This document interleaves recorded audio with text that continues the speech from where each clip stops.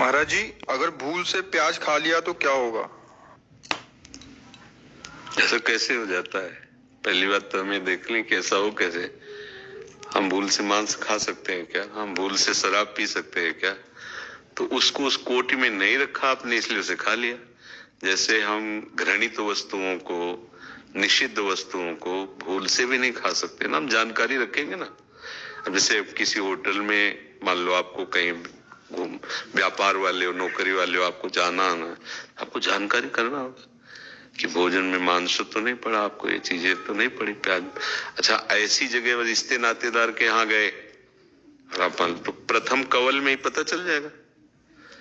मतलब प्रथम कवल क्या, जैसे अपने लोगों को कभी भिक्षा में किसी ने दे दी है, रोटी मांगने गए और रख के दे दी, तो ऐसे सामने आते ही वो बता देता कि हम पड़े हैं इसमें, क्योंकि इसमें दुर्गंध होती है ना, गंध होती है उसमें। तो बस उस रोटी को पानी से धो लिया और रोटी पा ली, क्योंकि वो हमें नहीं पाना, क्योंकि मना है।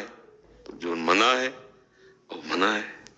मतलब जैसे हम किसी रोग से ग्रसित हो, डॉक्टर कर दे ये चीज मना है, तो उसमें वकालत नहीं करते, उसमें मान लेते मना है। ऐसे भव रोग की निवृत्ति के लिए ये तमोगुणी आहार जो भगवान के भजन में बाधा पहुंचाते मना है, तो हमें नहीं पाना।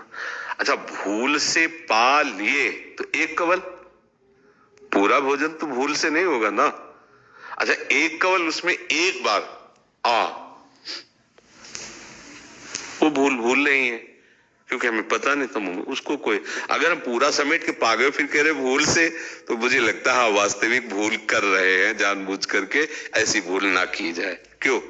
हाँ, जैसे अब वैष्णव हो गए, शरणागत हो गए, भजन मार्ग में चल रहे हैं, तो अब पूरा खा पी के फिर आए कि पूछ लेंगे कि अगर भूल से एक कवल में तो हो सकता है। जैसे कभी ऐसा हुआ भी है तो ऐसे नाक तक आया है, बहुत सूक्ष्म नहीं आया, तो जबान में पहुंचने लग गया कि कुछ गड़बड़ है, तो उसको बाहर कर दिया, हटा दिया।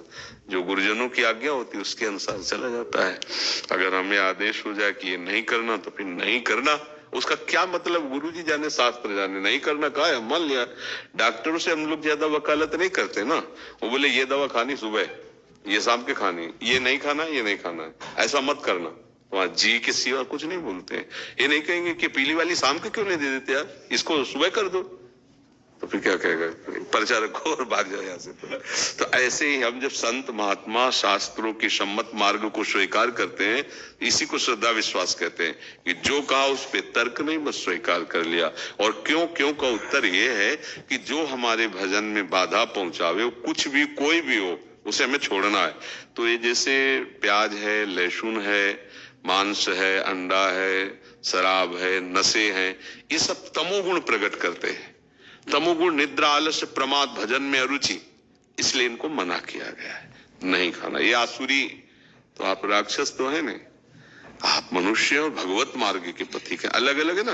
मान लो शतोगुणी लोगों का अलग जीवन, रजोगुणी अलग जीवन, आसुरी तमोगुणी अलग जीवन। तो आप तमोगुणी जीवन वाले थोड़ी, आप तो भगवत पार्षद स्वरूप है, कंठी तिलक भजन माला सात्विक पुरुष है। तो आपको फिर वैसे ही खान पान भी करना पड़ेगा वैसे है।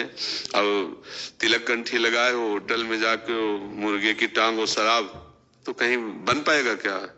मतलब लोग हंसेंगे आप पे, वारे नौटंकी, सामने कहे क्या है यार तू नाटक कर, तिलक लगा, घंटी लगा, ये सब क्या है? मतलब जो वेश रखे उसके अनुसार चलना चाहिए ना। तो या तो फिर आसुरी प्रवृत्ति, तो आसुरी फिर उसका हिसाब अलग होता है। निरंतर भजन करने के लिए शुद्ध बुद्धि चाहिए, और इन सबसे बुद्धि अशुद्ध हो जाती है, इसलिए संतों ने इसे त्याग के लिए कहा है।